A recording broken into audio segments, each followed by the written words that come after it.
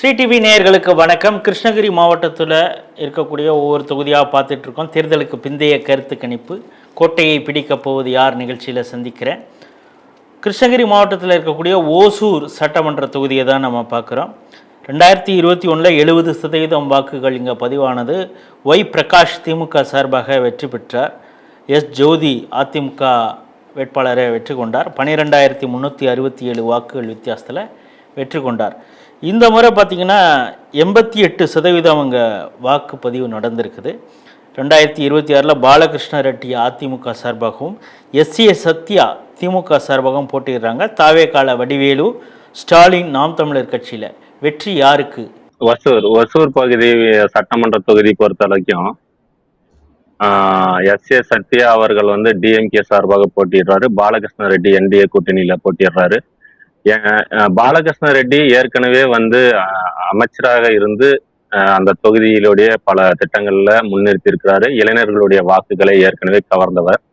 அதே போல் எஸ்ஏ சத்யா மேயராக இருந்து அந்த பகுதியில் தற்போது திட்டங்களை கொண்டு வந்திருக்கிறாரு. அதே போல் இளைஞர்களுடைய வாக்கு சதவீதமும் அந்த பகுதியில் இருக்கும். அதே கலவையாக தான் இருக்கும். வேறு வேறு மாநிலங்களில் இருந்து வேலை செய்யக்கூடிய ஒரு பகுதி. அது தொழில் நிறுவனங்கள் அதிகம் புழக்கத்தில் இருக்கும். அப்படி இருக்கும் பட்சத்தில் சிட்டி டவுன் பகுதி என்பதனால் தாவேகாவுடைய வாக்கு சதவீதமும் உயரத்துக்கு வாய்ப்புகள் இருக்குது. வெற்றி வாய்ப்பு அப்படி என்று கணிக்கும் போது பாலகிருஷ்ண ரெட்டிக்கு அதிக வாய்ப்புகள் இருக்கிறது.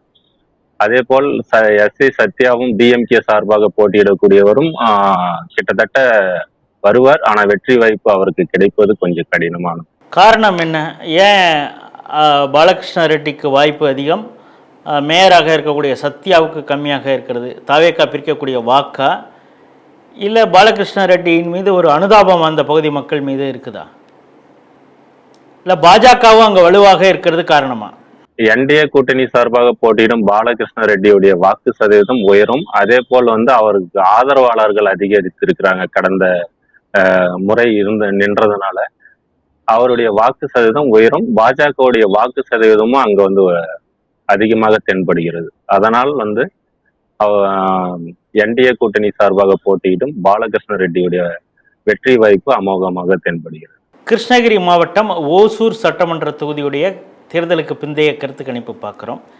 இங்கே 3,38,000 வாக்காளர்கள் இருக்கிறாங்க. கொஞ்சம் அதிகமாக வாக்காளர்கள் இருக்கக்கூடிய ஒரு பகுதி எஸ்ஐஆருக்கு பிறகே அப்படின்னு பார்க்குறோம்.